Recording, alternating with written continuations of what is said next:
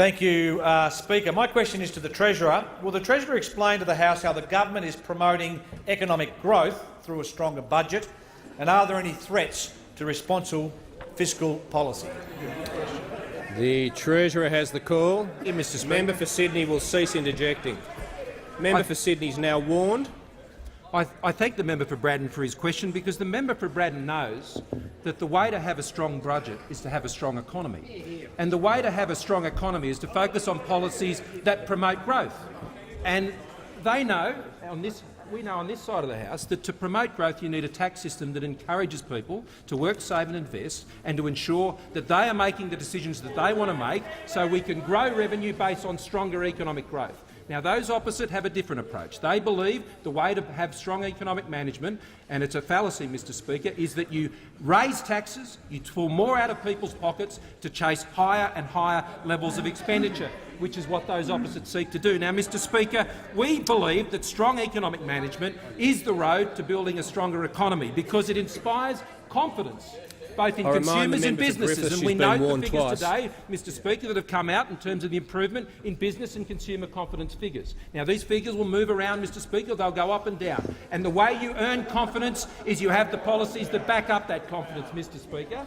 And what we know as a government is that we continue to focus on the path that we have been on, and that is to put in place the savings measures and to control the expenditure in the way we have and grow the economy, that we can return to the budget to balance over time. And I particularly want to commend the member for North Sydney, the former Treasurer, for the excellent work that he has done in building the strong foundation for what we continue to work on as we move the budget towards surplus over time, Mr. Speaker.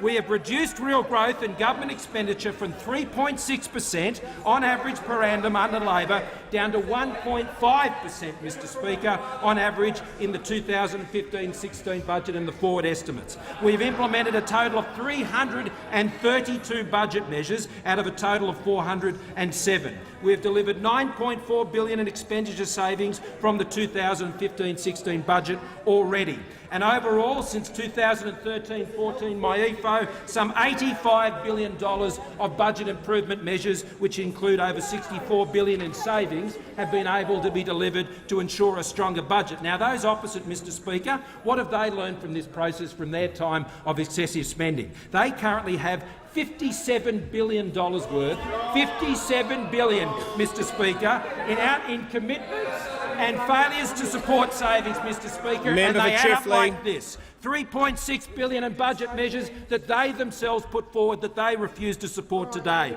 $14.7 billion in budget repair measures that we have put forward that they refuse to support. $33.5 billion in spending measures that they want to see restored in savings that we put forward. And $10.3 billion in promises they have made since the 15-16 budget, and $3.8 billion in new and increased taxes. And what have they learned in terms of savings to pay for that $57 billion odd? 1.3 in taxes. Time has expired. The member for Sydney has the call. Thank you, Mr. Speaker. My question is to the Treasurer. Based on real disposable income per person, how much have Australian living standards fallen since the last election? Hear, hear. The Treasurer has the call. The Minister for Immigration will cease interjecting. Treasurer, resume his seat. Treasurer, resume his seat. The Minister for Immigration will cease interjecting. The Treasurer has the call.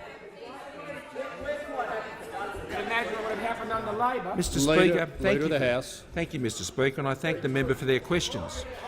Real Australian living standards, Mr. Speaker, going forward are going to depend on something incredibly important.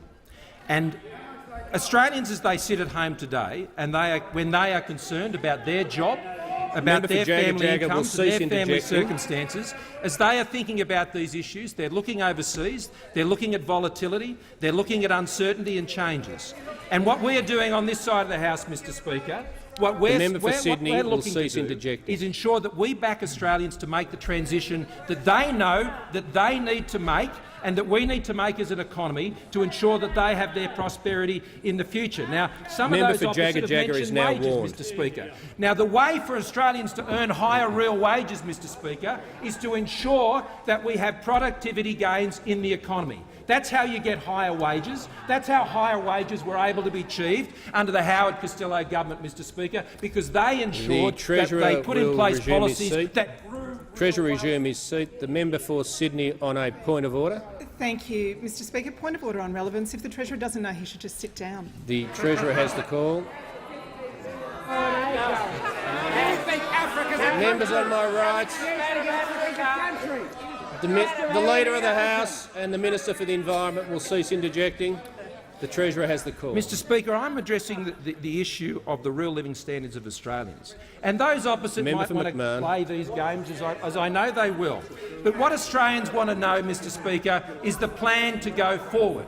The plan to ensure that Australians can have confidence, as today we've seen again in the surveys released today, that they have increasing confidence, particularly in relation to employment conditions going forward amongst business. And the reason they have that confidence, Mr Speaker, is they can see in a government that wants to get the budget into balance and exercise the sort of discipline that is necessary to achieve that goal, a government that's interested in making changes to the tax system that's going to help people make the decisions that they want to make about their economic future, and they know that they've got a government that's not going to try and scare them out of prosperity, as those opposite have demonstrated. Again, Mr Speaker, what we have from those opposite are those who are happy to have someone to tell people they can blame. They're happy to have someone to tell people that they can be afraid of this, but they will give no one anything to believe in on that side of the House. On this side of the House, we are focused on improving the real living standards of Australians through higher economic growth, through better tax policies that reward people